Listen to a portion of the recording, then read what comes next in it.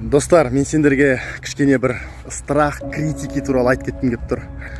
Неге страх критики? Потому что страх критики деген бұл страхтардың арасында ең мощный страхтардың біреуі. Былай айтқанда, неге түсіріп жатырмын вообще бұл видеоны? Мен бір жақын кісім бар, жақын деген бір таныс кісі бар, мұғалім болып жұмыс істейді. Сол айтады да, мен тиктокта видео түсіргем. Сол тиктоктағы видеом, короче, выстреливать етті, көп просмотр жинады. Но бірақ та мен мұғаліммін ғой, мен ұялдым.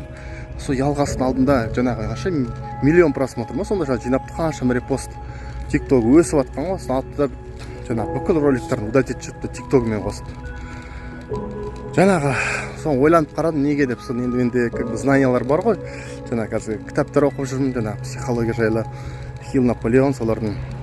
И сол жерде жаңағы мен есіме түсіп тұрады страх критики деген. Страх критики деген бір ең мощный бір жерде страх смерти дейді, одан кейін страх критики дейді. Адамдар не дейді деген, қазақша айтқанда. Что скажут люди? Адамдар не дейді, ойбай дейді. Вот, міне сол жайлы мен кішкене айтып кеттім кеп. Қысқаша айтқанда былай ғой, достар. Міне, сендер өлесіңдер ғой, енді адам боласың. Любой адам өледі ғой.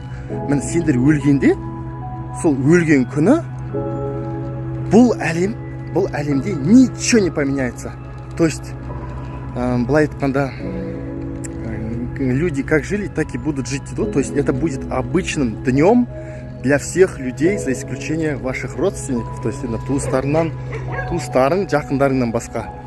Бұл обычный день болады. Сондықтан, достар, жаңа критика деген вообще ойламаңдар.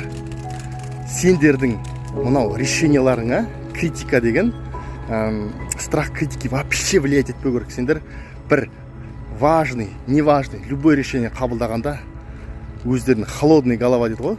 Здравый рассудок, холодный головамен қабылдаңдар. Және де осы видеоның соңын бір цитатамен аяқтағым келіп тұр. Хилл, Наполеонның цитатасы бар. Чужое мнение – это самый дешевый товар на этом свете, дейді. Спросите у любого, и они вам дадут его бесплатно, дейді. Былай айтқанда, сколько людей, столько и мнений, дейді ғой.